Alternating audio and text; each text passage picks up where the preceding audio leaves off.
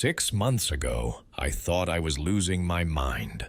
I was watching YouTube at 2 in the morning, something I never do, when your video came up in my feed. A woman from Syria was crying as she talked about seeing Jesus in a bombed-out church. I tried to click away 3 times, but my finger wouldn't move. Her voice broke when she said his name, and something inside my chest cracked open like a fault line. I watched it 4 times that night, then deleted my browser history like I'd committed a crime. I couldn't stop thinking about the way she looked at the camera when she whispered, "He knew my name before I even called it." That phrase haunted me for weeks.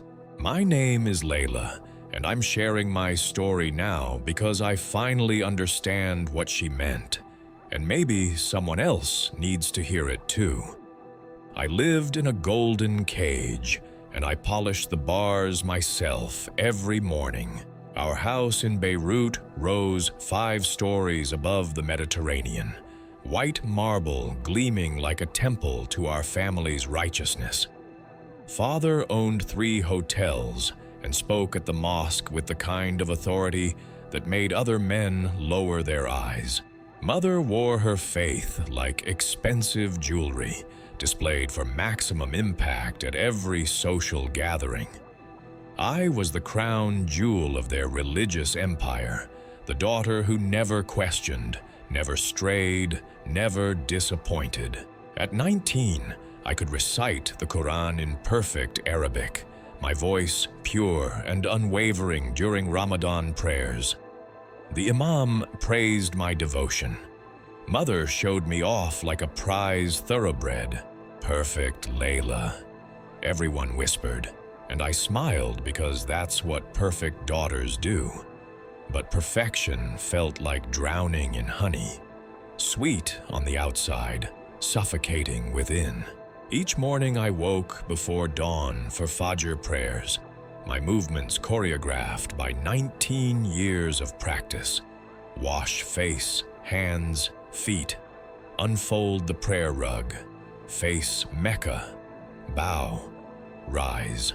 The words flowed from my lips like water from a tap, automatic and empty. I watched my reflection in the bathroom mirror afterward, searching for something I couldn't name. The girl staring back looked exactly as she should. Hijab perfectly arranged, eyes properly lowered, mouth curved in the gentle smile expected of a merchant's daughter about to marry well. Ahmad had been chosen for me when I turned 18, a wealthy man's son with businesses in Dubai and connections that made father's eyes gleam with satisfaction. He was 28, handsome in the way that photographs well, and spoke about our future with the confidence of someone purchasing real estate. During our chaperoned meetings, he outlined his expectations like a business proposal.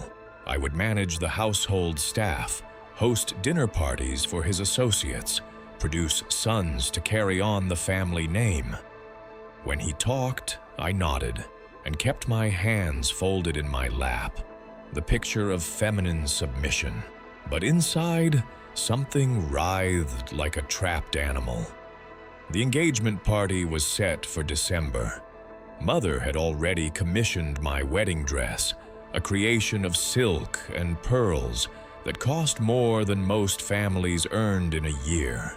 The guest list included politicians, business leaders, religious authorities, everyone who mattered in our carefully constructed world. I should have been radiant with anticipation. Instead, I felt like I was planning my own funeral. At night, lying in my canopied bed, surrounded by the luxury that was supposed to make me grateful, I stared at the ceiling and wondered if this hollow ache was what happiness was supposed to feel like. The women at mosque envied me openly. "Such a blessed girl," they murmured, touching my arm with fingers that lingered just long enough to convey their longing. a rich husband, a beautiful home waiting for you, parents who've arranged everything perfectly. I thanked them graciously, played the part of the fortunate bride-to-be, but their words felt like nails in a coffin. Blessed. The word tasted like ash in my mouth.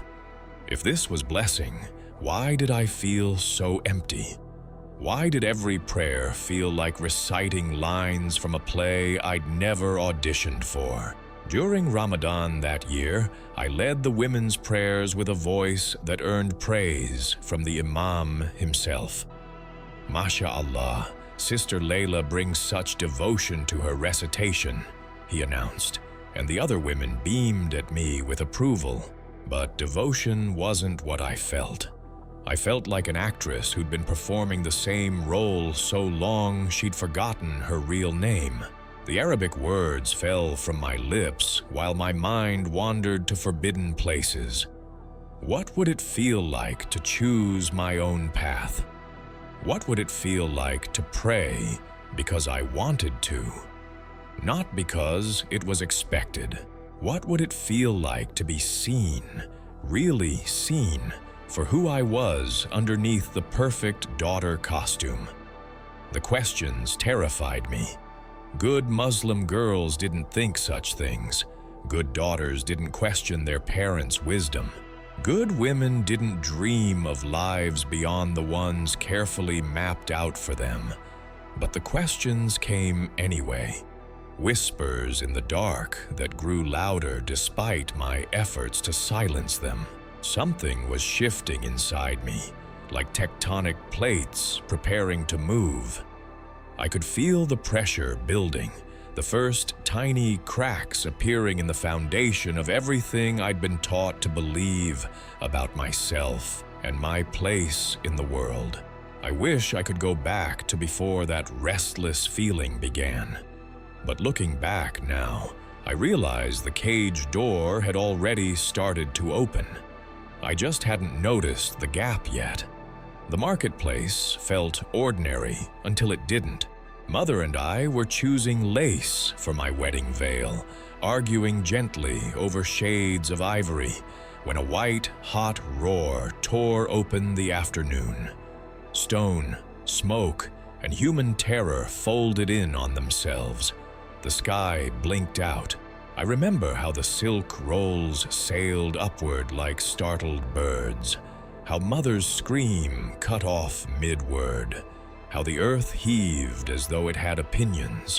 When the ringing in my ears eased, I realized I was on my knees in what used to be the fabric stall, dust thick in my throat, the world reduced to gray, and the hiss of distant alarms.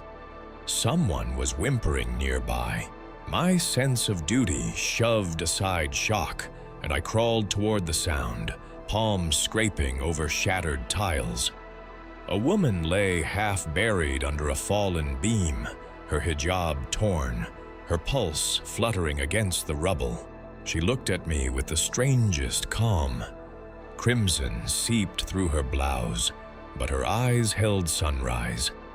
I pressed my hand to her shoulder, mouthing comfort I didn't feel. She shook her head slightly and whispered a name I'd spent my life avoiding. Jesus. The syllables drifted between us like something fragile and forbidden. She repeated it, softer, then smiled at a point just behind me, as if greeting someone I couldn't see. I wanted to tell her to hold on. The medics were coming, that she'd be fine, but the smile on her lips said she was already elsewhere. Her gaze never left that invisible presence. A sigh slipped out of her, small as a feather, and then she was still. I felt the moment her spirit departed. The air changed temperature, almost warmer, as though someone had lit a candle in the void. It should have ended there, yet a single phrase stayed lodged under my skin, restless as a splinter. Mother found me minutes later, hauling me back to my feet, wiping dust from my face with trembling fingers. We drove home in silence. She kept praying aloud. I kept hearing the woman's final word echoing in the hollow of my chest. At dinner, Father dissected the catastrophe. Who would be blamed? Whose negligence it proved? I stared at my untouched plate and wondered why her death had looked like arrival instead of defeat. Ahmad messaged to confirm our next fitting. His concern felt like a stranger trying on affection that didn't fit.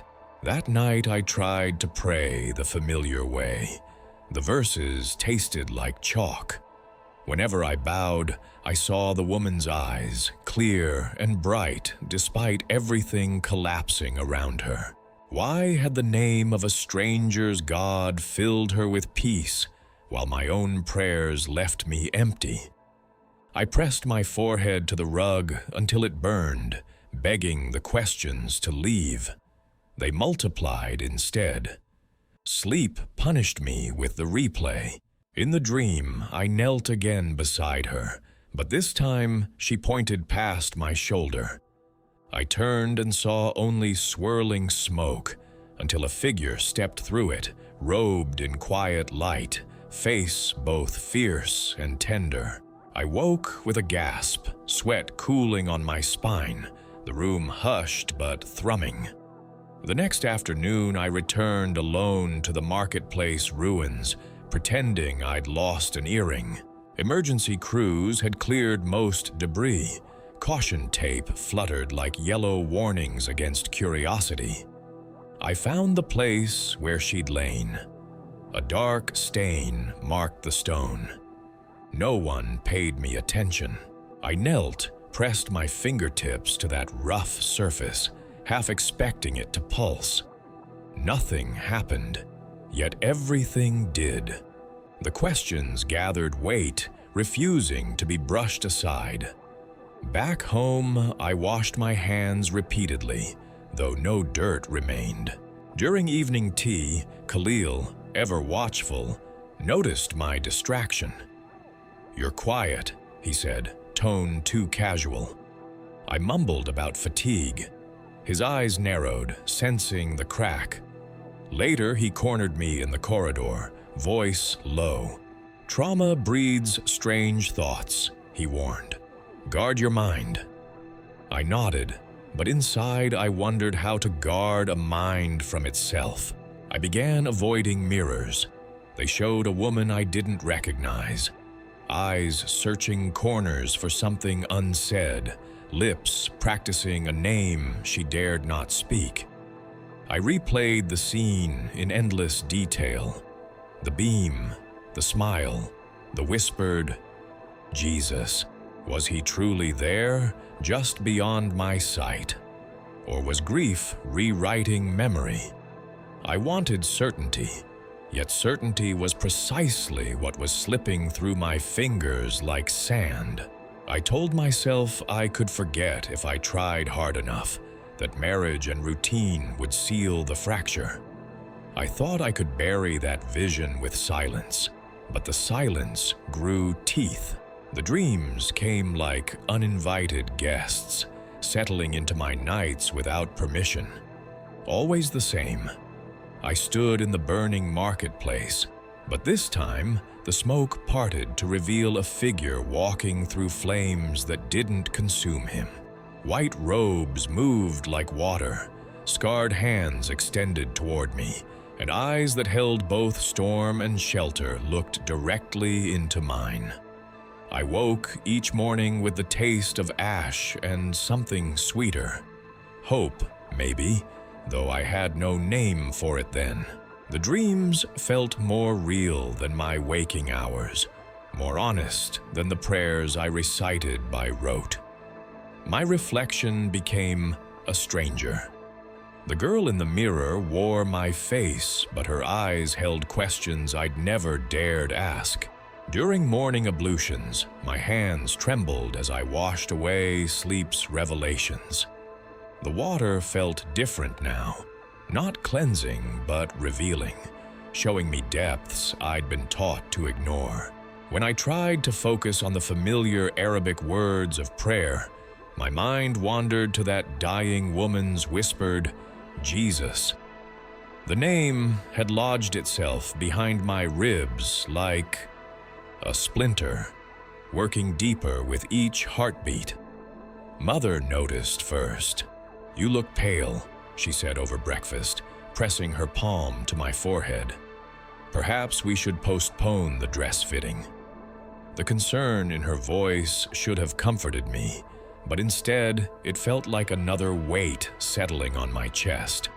How could I explain that my soul was hemorrhaging questions? That every prayer felt like speaking to an empty room while someone else stood just outside my peripheral vision? Ahmad visited that afternoon to discuss our honeymoon plans. He spread brochures across our dining table. Dubai, Paris, somewhere appropriately luxurious for a merchant's son and his perfectly trained wife. "We'll spend a week at the Burj Al Arab," he announced, not asking for my preference. "Then shopping in France. You'll need a proper wardrobe for Dubai society." I nodded and smiled, playing my part, but his words felt like they were coming from underwater. All I could think about was the woman in the marketplace, how she'd looked past death toward something beautiful. "Are you listening?" Ahmad's voice cut through my fog. Mother shot me a warning glance. I straightened, manufactured a tension I didn't feel. Of course, the hotel sounds lovely. But lovely felt like a foreign word, something that belonged to someone else's vocabulary. What was lovely about a gilded cage, even if the bars were made of silk and gold? That evening, Khalil cornered me in the hallway. My brother had always been watchful, but lately his attention felt like being examined under a microscope. "You've been different since the bombing," he said, voice low and careful. "Distracted. Mother's worried." He paused, studying my face with those sharp eyes that missed nothing. "Trauma can make people think strange thoughts. Guard your mind, sister. Guard your mind." As if thoughts were soldiers that could be disciplined into formation. As if the questions multiplying in my head like spores could be beaten back with enough vigilance. I assured him I was fine, just tired, still processing the shock.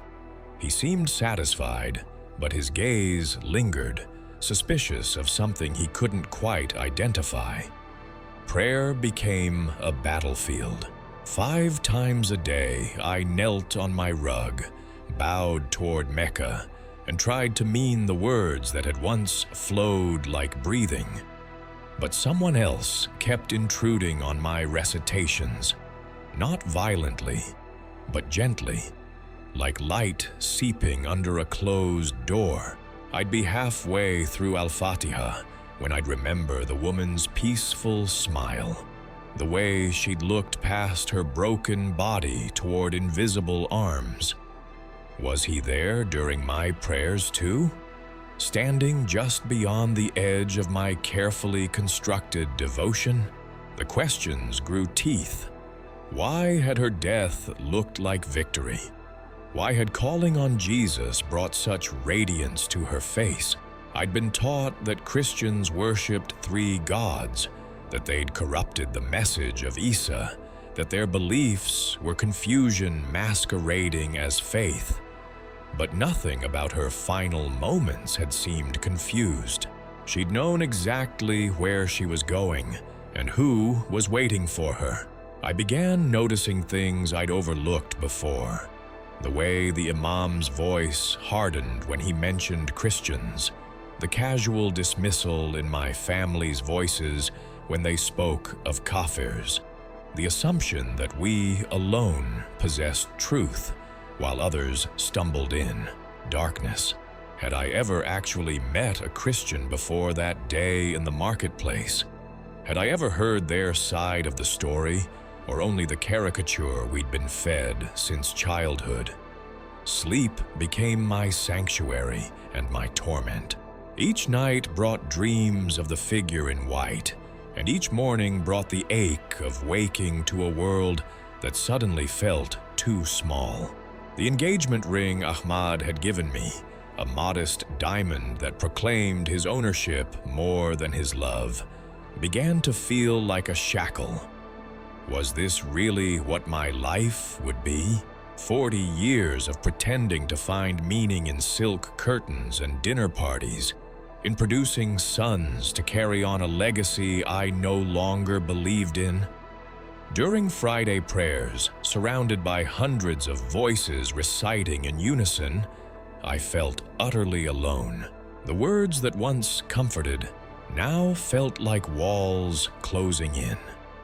I watched the women around me, heads bowed, voices raised in perfect harmony, and wondered if any of them ever questioned what we were really saying. Did they ever lie awake, wondering if there might be other ways to reach God, other paths to peace?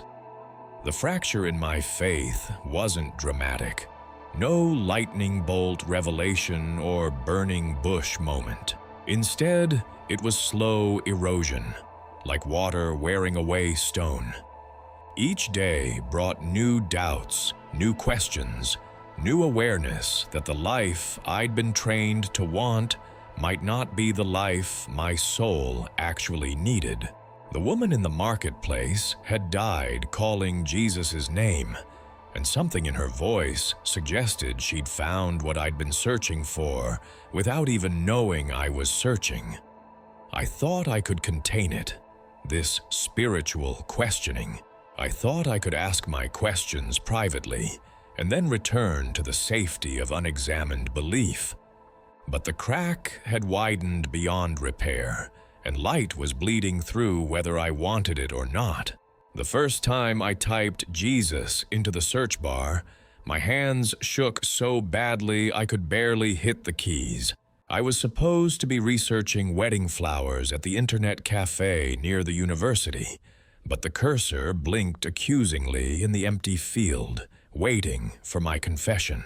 Around me, students typed papers and checked social media, their casual normalcy making my transgression feel even more dangerous. I glanced over my shoulder twice before finally letting my fingers commit the blasphemy. The results flooded my screen like water through a broken dam.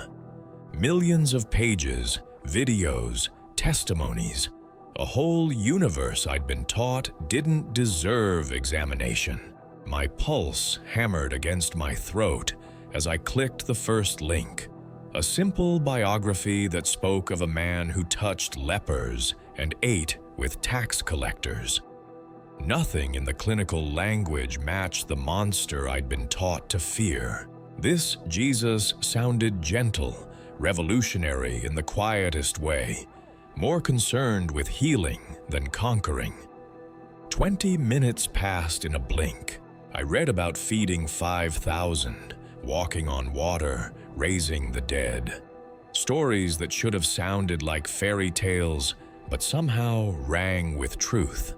When other customers began glancing in my direction, I panicked and cleared the browser history 3 times, my paranoia multiplying like bacteria. What if the cafe owner checked the computers? What if someone had seen my screen? What if my search history somehow made its way back to Father? I paid for my session and walked home through familiar streets that now felt foreign.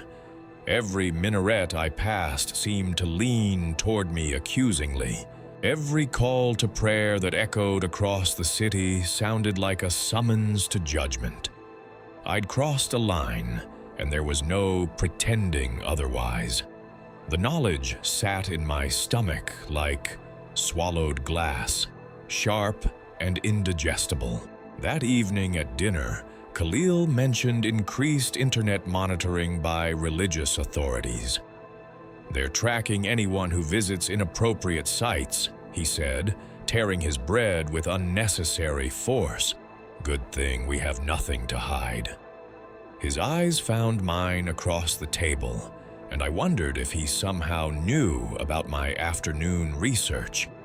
I managed to nod and murmur agreement, but my rice turned to sand in my mouth.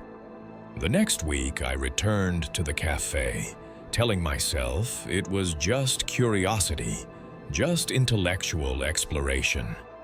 This time, I searched for Christian testimonies, stories of people who claimed to have encountered Jesus personally. Video after video of faces radiant with joy, voices trembling with certainty as they described visions, dreams, miraculous healings. Some were clearly emotional manipulation, but others carried the same quality. I'd heard in the dying woman's voice an unshakable knowing that transcended explanation. One video haunted me particularly. A woman from Iran, her face carefully obscured, describing how Jesus had appeared to her in a dream during her darkest hour. "He didn't speak," she whispered. "He just looked at me with such love that I understood everything without words. I wasn't alone anymore. I had never been alone." The way she said it reminded me of my own dreams, the figure in white who stood in flames without burning. Could the same person who visited her be visiting me? My research became an addiction I couldn't shake. Every few days, I'd find an excuse to visit the cafe, my searches growing bolder and more desperate. I learned about Christian martyrs who died with smiles on their faces, about missionaries who gave up everything to serve others, about ordinary people whose lives had been transformed by encounters with the divine. The stories bore no resemblance to the violent, deluded fanatics I'd been taught Christians were. The disconnect ate at me like acid. If Jesus was merely a corrupted prophet and Christianity a false religion, why did their testimonies sound more alive than anything I heard at mosque? Why did their prayers seem to reach someone who answered back? Why did their God feel close instead of distant, personal instead of abstract? Ahmad noticed my distraction during our next meeting. We were supposed to be finalizing the guest list, but I kept staring out the window, my mind replaying testimonies I'd watched that morning. "Where are you today?" he asked, irritation creeping into his voice. "We have important decisions to make." Important to whom? I wondered. Everything that mattered to him felt increasingly meaningless to me. Mother grew concerned about my frequent trips to the cafe. "You're spending too much time on the computer," she observed. "It's not healthy for a young woman to be so absorbed in virtual things. Focus on your real life, your wedding, your future home." But my real life was precisely what felt virtual now. The dreams of Jesus seemed more substantial than Ahmad's business plans, more genuine than the wedding preparations consuming our household. Sleep brought no relief.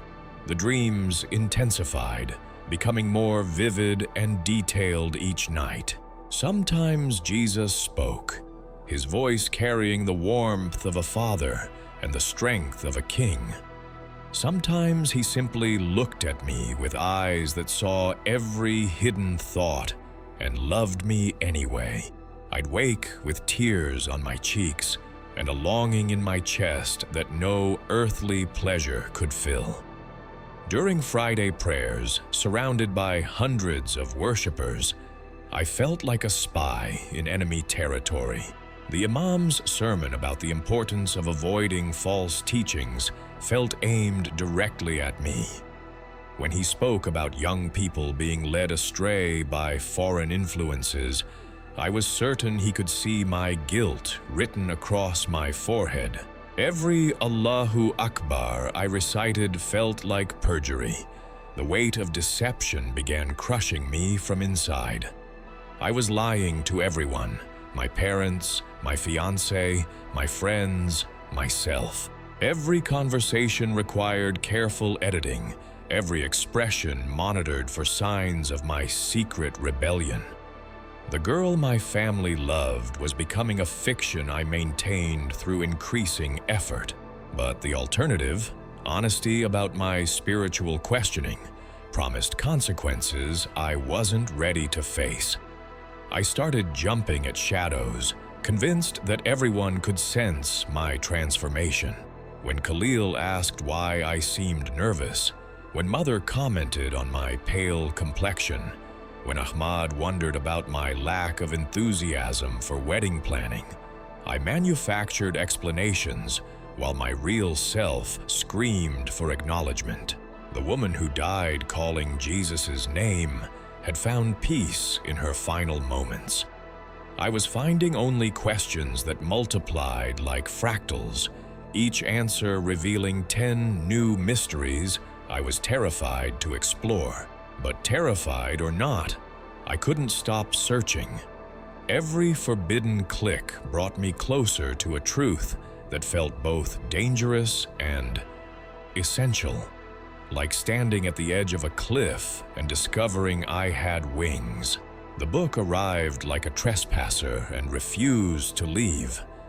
I was passing the ruined market again, unable to explain my need to revisit the place where the woman had died.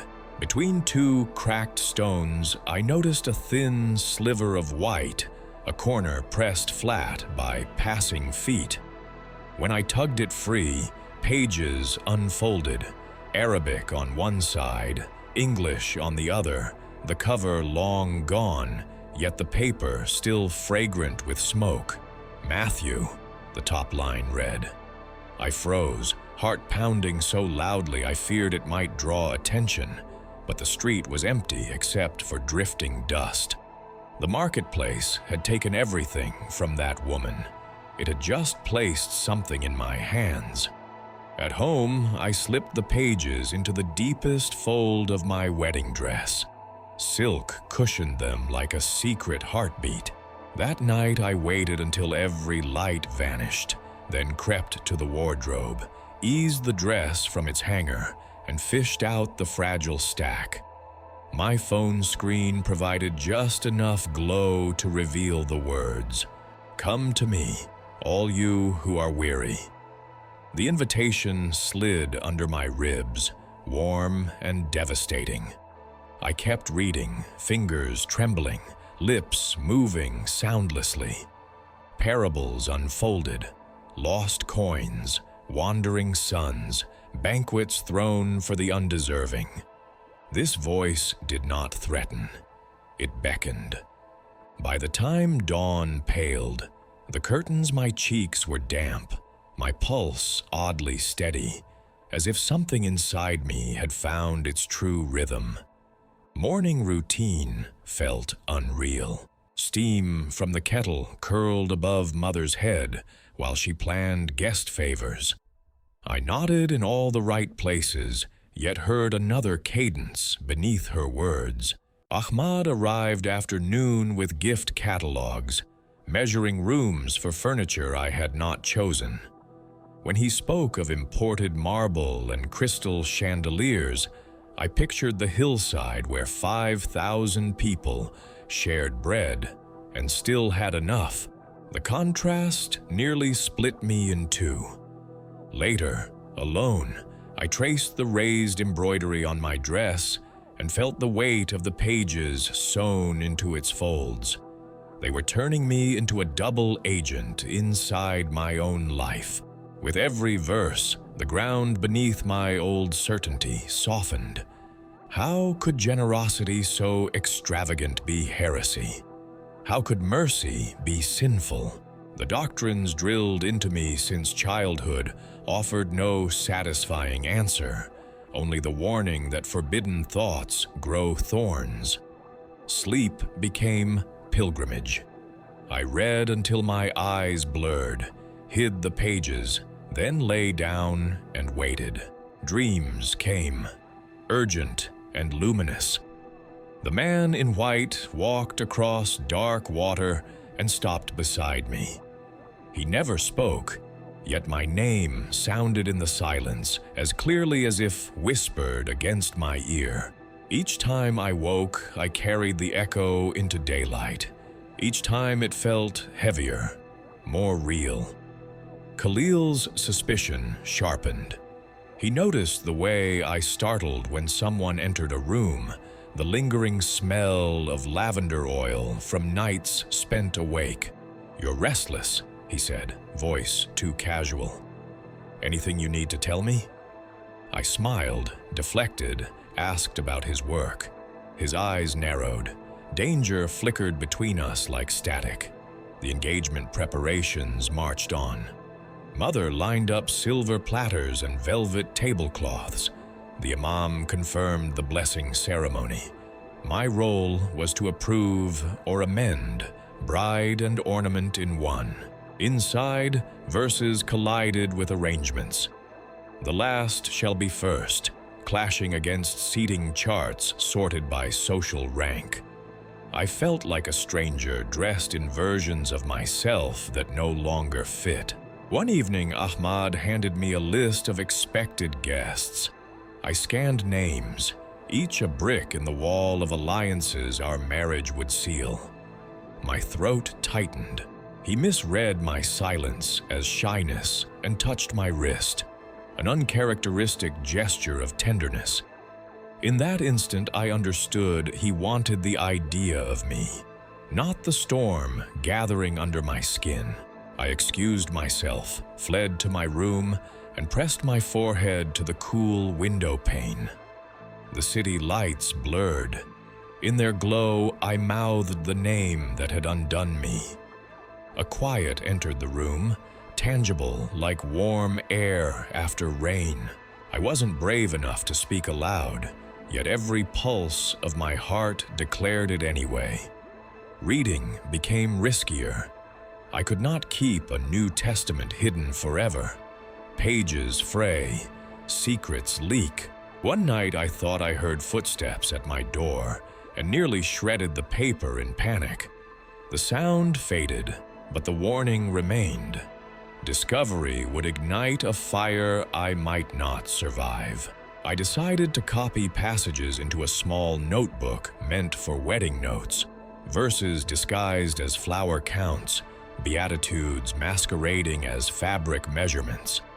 If someone glanced inside, they would see tidy lists, not the map of my undoing. The words continued working even when I wasn't reading. While Mother bargained over spices with a merchant, I remembered Jesus blessing those who hunger and thirst for righteousness. While Father boasted to a visitor about my flawless recitation, I recalled the tax collector who cried for mercy and walked away justified. These memories were not arguments. They were windows, opening onto landscapes I could no longer pretend were myths. Near the end of the week, I reached the crucifixion account. I read slowly, stopping often, palms slick with sweat. The story was familiar in outline. I had been taught it was an illusion, that another died in his place. But this narrative refused to bend to that doctrine. Here was a man forgiving his executioners, promising paradise to a condemned stranger, entrusting his spirit into unseen hands with final, breathtaking surrender. I finished the passage and sat motionless, the house silent around me, my soul roaring with questions. How could such love be counterfeit? If he endured that for enemies, what might he endure for someone merely lost? A new dread grew beside the wonder. What if these pages demanded a response? I could keep them hidden only so long before they demanded to be lived. Obedience to their call would cost everything: family, status, maybe my safety. Yet disobedience now seemed worse than any punishment others could devise. Refusing this love felt like turning away from water in a desert. I folded the pages carefully, kissed them without thinking, and tucked them back into the dress that symbolized a future I was no longer sure belonged to me. Then, I lay in darkness, listening to my heartbeat chant a name I still dared not say aloud. I did not know the path ahead, only that I could not go back to ignorance. The whisper in the dark had become a steady voice, and it was calling me forward. I couldn't pretend anymore. The mask I'd worn for 19 years was slipping, and everyone could see the cracks. During family dinner, when Father praised the latest crackdown on Christian missionaries, I stayed silent instead of nodding approval. When Ahmad outlined his expectations for our married life, how I'd manage the household, entertain his colleagues, bear his children on schedule, nausea rolled through me like poison. The future he described felt like watching someone plan my burial. Mother noticed first. "You're not eating," she said, gesturing at my untouched plate. "A bride needs her strength." But strength for what? To smile through a ceremony that would seal me into a life I'd never chosen? To pretend devotion to a man who saw me as a beautiful acquisition? To raise children in the same suffocating certainty that was currently strangling me? That night, I knelt on my prayer rug for what I somehow knew would be the last time. The familiar Arabic phrases felt foreign on my tongue, as if I were reciting poetry in a language I'd forgotten how to speak. Halfway through Al-Fatiha, the words simply stopped. My mouth moved, but nothing emerged except silence. Not empty silence, but the pregnant quiet that precedes revelation. In that hush, I heard my name spoken with such tenderness, it nearly broke me. Not the formal Layla my family used, but something softer, more intimate, as if someone who'd known me before I was born was finally calling me home. I pressed my forehead to the rug until it left marks, but the presence didn't fade. If anything, it intensified, filling the room with warmth that had nothing to do with temperature. I wasn't alone, hadn't been alone for weeks, maybe months. Someone had been walking beside me through every confused prayer, every stolen moment with forbidden pages. Every night I'd lain awake, questioning everything. The realization should have terrified me. Instead, it felt like exhaling after holding my breath for years. The wedding preparations accelerated around me like a machine I could no longer stop. Invitations went out bearing my name and face.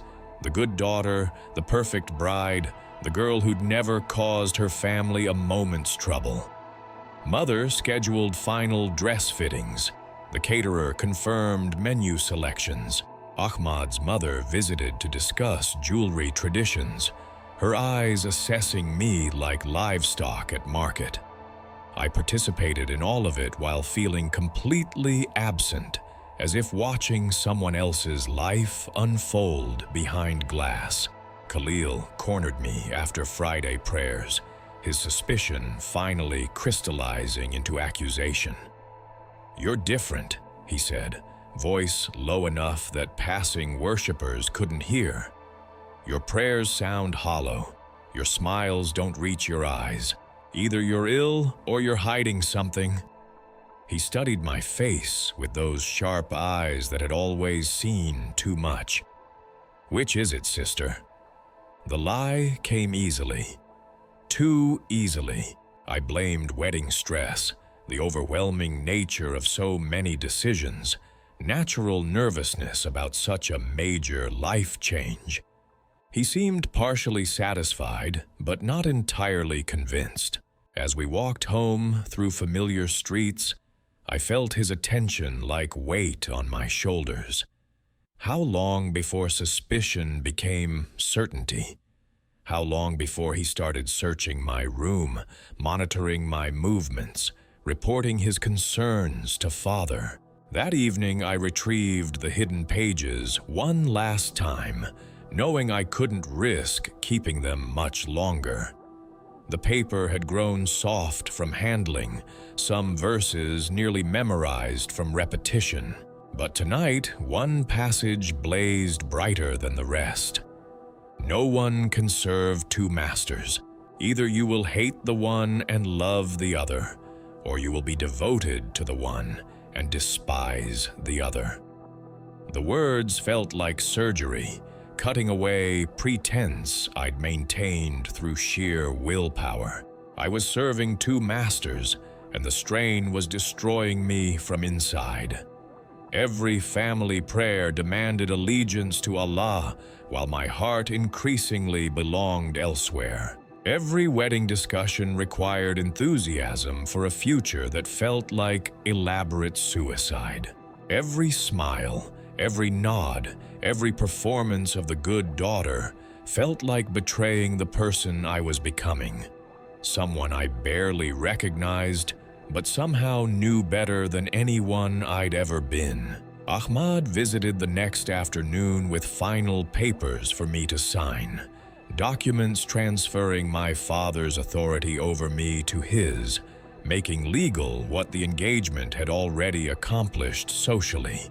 As I held the pen above my name, my hand began shaking uncontrollably. The signature that should have been automatic became impossible. The room spun slightly. Sweat beaded on my forehead despite the air conditioning. "Are you all right?" Ahmad asked, concern mixing with irritation. An uncertain bride reflected poorly on his judgment. I mumbled about fatigue, set down the pen, and excused myself for water. In the kitchen, gripping the counter for support, I stared out the window at the Mediterranean and felt Jesus's presence like a hand on my shoulder. Not pushing, not demanding, just quietly present while I faced the choice that had been building for months. I could sign the papers, go through with the wedding, live the prescribed life of comfortable spiritual death. Or I could acknowledge what my heart already knew, that I belonged to someone else now. Someone who'd been patiently waiting for me to recognize his claim on my life. The decision felt less like choosing and more like admitting what had already happened. When I returned to the living room, my hand was steady. I signed my name with firm strokes, but even as the ink dried, I knew I was signing something else's death warrant. The compliant daughter, the perfect bride, the woman who'd never asked questions that mattered. Ahmad smiled with satisfaction, gathering the documents that legally bound me to him. But legal bonds couldn't touch whatever was happening to my soul. That night, I burned the pages in the bathroom sink, watching flame consume words that had already consumed me. The paper curled and blackened, but the verses lived on in my memory, written across my heart in letters of fire. As smoke spiraled toward the ceiling, I whispered the name I'd been afraid to speak aloud: Jesus. The sound felt like coming home and leaving home simultaneously. The end of everything I'd been, the beginning of everything I might become. I was no longer serving two masters. The choice had been made, though I still didn't fully understand what it would cost me. Khalil found the burned remains in my wastebasket 3 days later. I'd been careless, exhausted by weeks of deception, and forgot to dispose of the evidence properly. He stood in my doorway holding charred paper fragments, his face a mask of controlled fury, that made my blood freeze. Behind him, Father appeared, drawn by the tension crackling between us like electricity before a storm. "What is this?" Khalil's voice was deadly quiet. The tone that meant violence was closer than reasoning.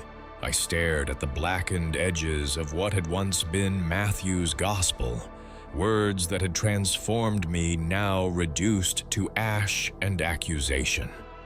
Lying was impossible. The Arabic script was still partially visible, enough to identify what I'd been reading. My mouth opened, but no sound emerged. How do you explain betrayal to people who've loved you your entire life? Father took the fragments from Khalil's hands, examining them with the methodical attention he brought to business contracts. When recognition dawned, his face went gray. "Christian scripture," he said, the words falling like stones into deep water.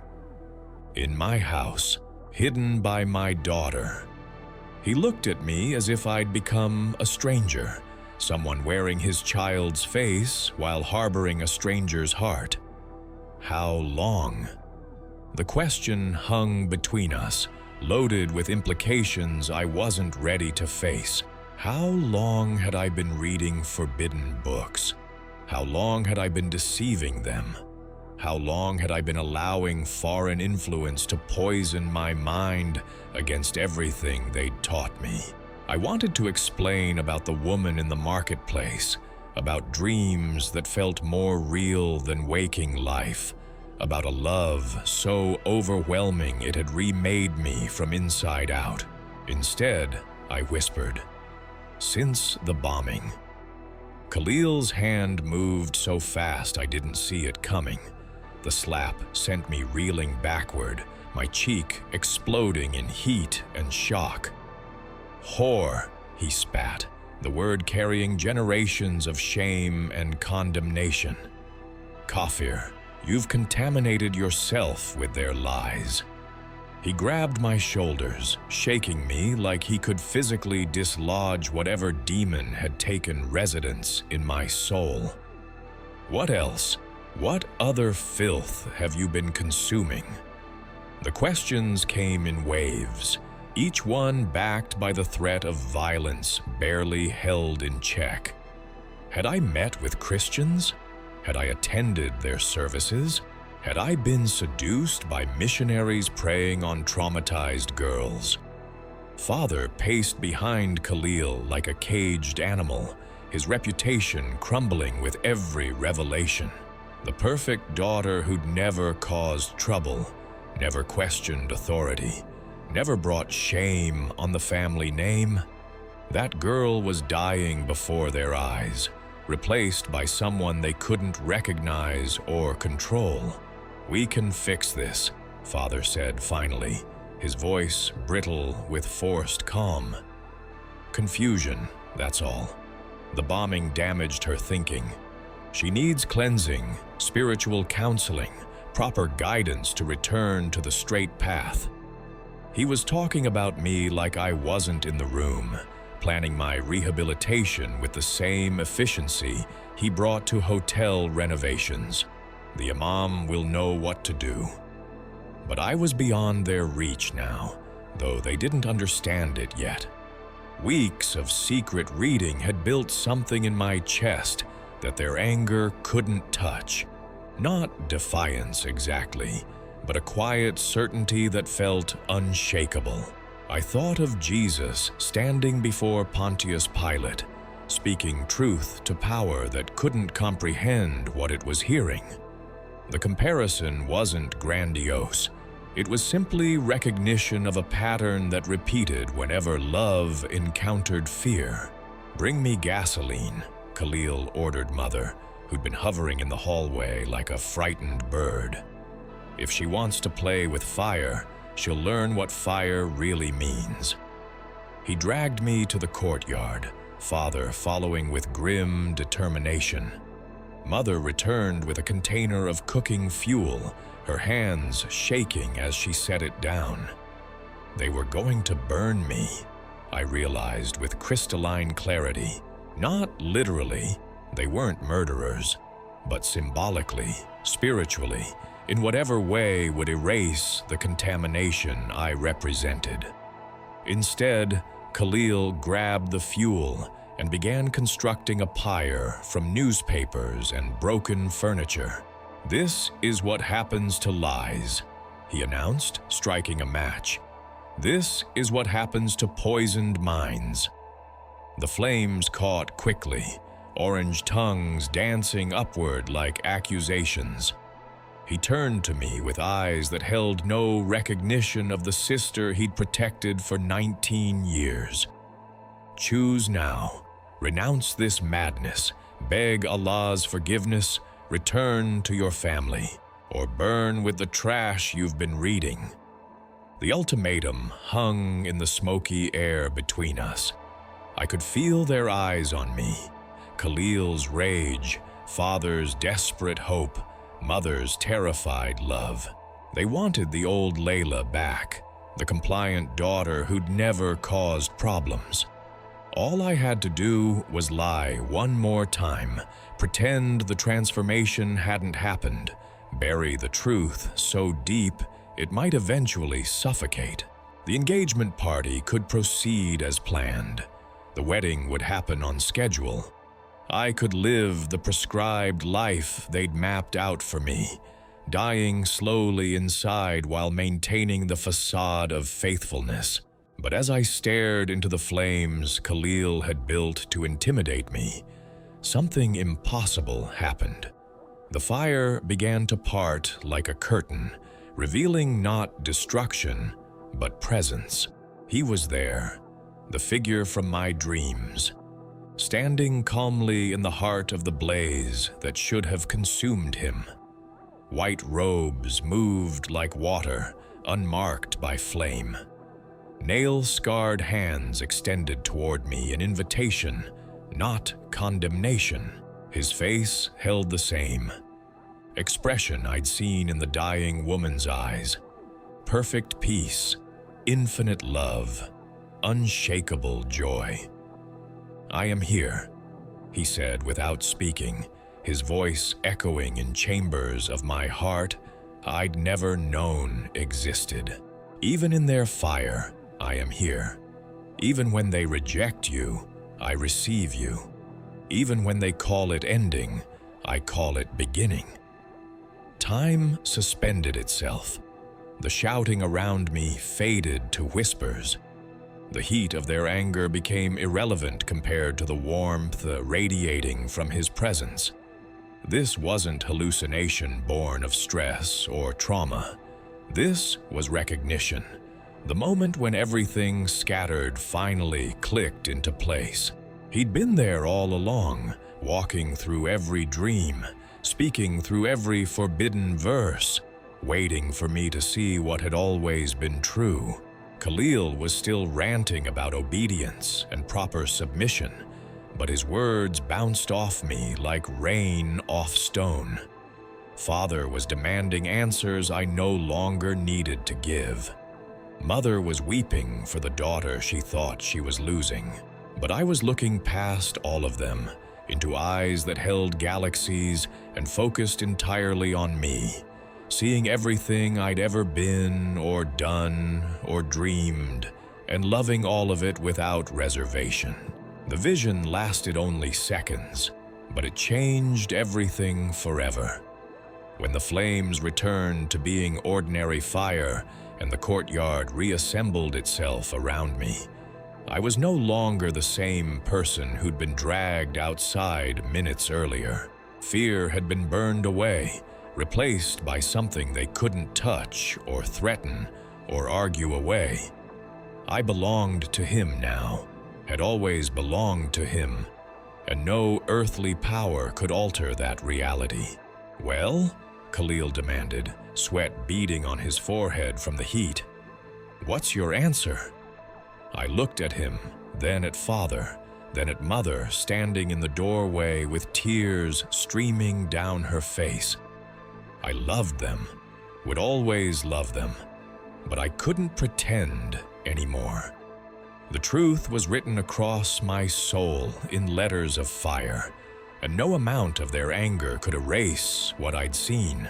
I saw him, I said quietly, my voice steady despite the chaos surrounding me. In the fire, Jesus was standing there, and he wasn't burning. The words fell into silence like stones into still water. I saw him. In the fire, Jesus was standing there, and he wasn't burning.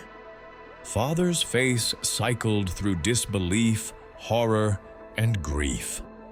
Mother gasped from the doorway, hand pressed to her mouth, but Khalil's expression settled into pure rage. "Hallucination," he spat.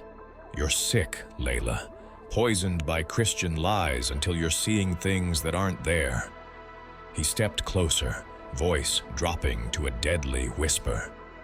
"Say it was confusion. Say you'll burn those lies out of your head and come back to us."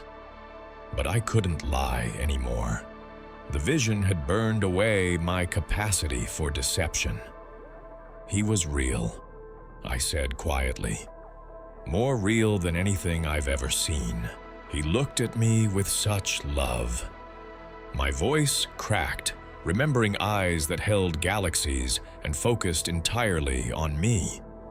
The slap came harder this time, spinning me sideways until I tasted blood. "You've betrayed everything," Khalil snarled. "Ahmad will never marry a kafir. No decent man will touch you now." He grabbed my arm, fingers digging deep enough to bruise. "Last chance, sister. Renounce this madness." Father stopped pacing and faced me with his business deal expression. "You have a choice," he said, voice controlled but trembling. "Publicly confess your error, beg forgiveness, and marry Ahmad as planned, or leave this house tonight and never return, with nothing but the clothes you wear. See how long your Christian God provides for you." The ultimatum crystallized everything. I could recant, bury the truth, live the prescribed life of comfortable spiritual death, or I could tell the truth and lose everything: family, security, identity, future. But the Jesus I'd seen in flames wasn't offering comfort or security. He was offering himself, his presence, his love, his truth. And that was somehow enough. Mother stepped forward, tears streaming. "Please, Habibti," she whispered. "Choose your family. Choose to stay alive." The plea nearly shattered my resolve. I loved them with depth that made my chest ache, but I thought of the woman in the marketplace, dying with joy instead of fear. I thought of the figure in flames, arms outstretched, eyes blazing with love that required no performance. "I can't," I whispered, feeling the words seal my fate. "I can't unsee what I've seen. For the first time in my life, I feel truly alive." The silence was deafening. Father's shoulders sagged. Mother sobbed. "Then you've made your choice," Father said, voice hollow with finality. "You are no longer my daughter." "I forgive you," I said, words coming from somewhere deeper than conscious thought. "All of you." They threw me out at midnight with nothing but my phone, papers, and the clothes I wore. The door slammed with finality that echoed through the empty street. I stood where I'd played as a child, looking up at windows that had framed my entire world, and felt surprisingly light. 20 years of expectations had been stripped away in a single evening. I was terrified and free in equal measure. The night air carried salt from the Mediterranean. I walked toward the old city, each step taking me further from the only life I'd known. The presence that had sustained me through months of questioning walked beside me now, more real than the pavement under my feet. By dawn, I reached the waterfront, where fishing boats bobbed like prayers in the harbor. I sat on a concrete barrier and watched the sun paint the sky in shades of hope. The city awakened around me. Vendors, children, office workers hurrying toward ordinary concerns. I should have felt lost among them. Instead, I felt found.